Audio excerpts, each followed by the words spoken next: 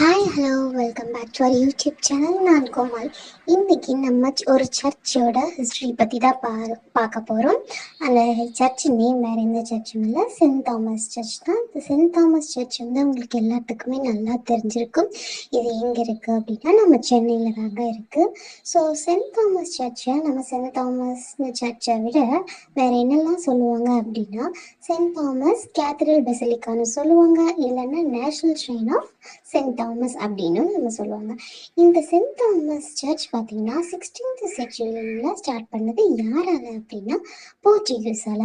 இப்போ நம்ம பார்க்குறோம் இல்லை, இது எல்லாமே வந்து பிரிட்டிஷோட வெர்ஷன். ஓகேங்களா.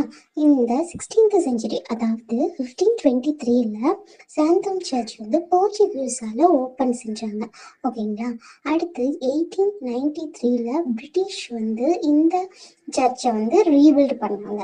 அதுக்கப்புறம் 1986 போப் ஜான் பால் வந்துட்டு இந்த சர்ச்சை விசிட் பண்ணாங்க. அதுக்கப்புறம் 2004 இந்த சர்ச் வந்து மறுபடியும் ரெனோவேஷனுக்கு போச்சு. அட் லாஸ்ட் 2006 சாந்தம் சர்ச்சை வந்து நேஷனல் ஷ்ரைன் அப்படின்னு சொல்லிட்டு டிக்ளேர் பண்ணாங்க. இந்த சர்ச்சோட லென்த் பார்த்தீங்கன்னா 210 feet அண்ட் வித் பார்த்தீங்கன்னா 40 feet அண்ட் ஹைட் பார்த்தீங்கன்னா 135 feet. பரவாயில்ல, எப்படி ஒரு சர்ச் பார்த்தீங்களா.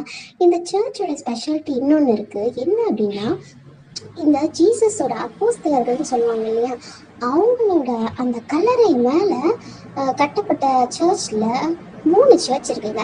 அதில் ஒன் ஆஃப் த சர்ச் தான் நம்ம சென்ட் தாமஸ் சர்ச். மீதி 2 எதுன்னு பார்த்தீங்கன்னா சென்ட் பீட்டர்ஸ் பெசிலிக்கா, இது வந்து வேட்டிகன் சிட்டியில் இருக்குது.